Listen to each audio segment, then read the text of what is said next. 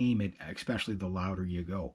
So great amp that way. But if you're buying it and you want to play it in an apartment building and you have volume sensitive, what this, oh, whoop, you have volume sensitive neighbors or whatever, you're best off just to buy something else. You know what I mean?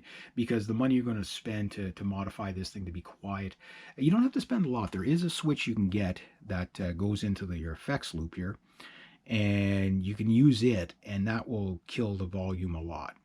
There's another little trick, and we'll talk about it here really quick. Is this the number two input is 6 dB less than the main input, so for it doesn't really make the amp much quieter, but it does smoothen it out depending on the guitar.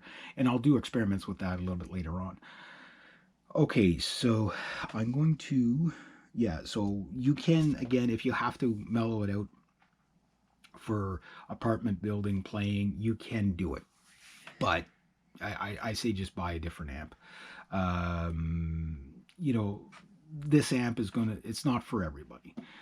Even if you're not playing live, you know, it doesn't mean you can't buy this amp. It means that you just have to live with the fact that it's a very loud amp. It's very loud.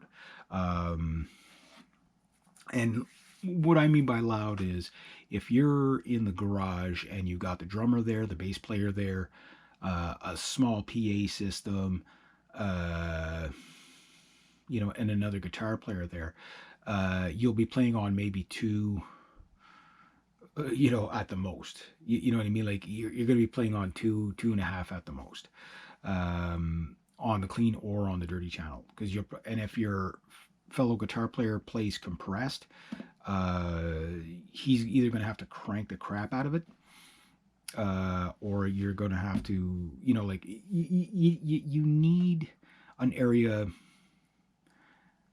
Like the problem is you need, when you have this amp, okay,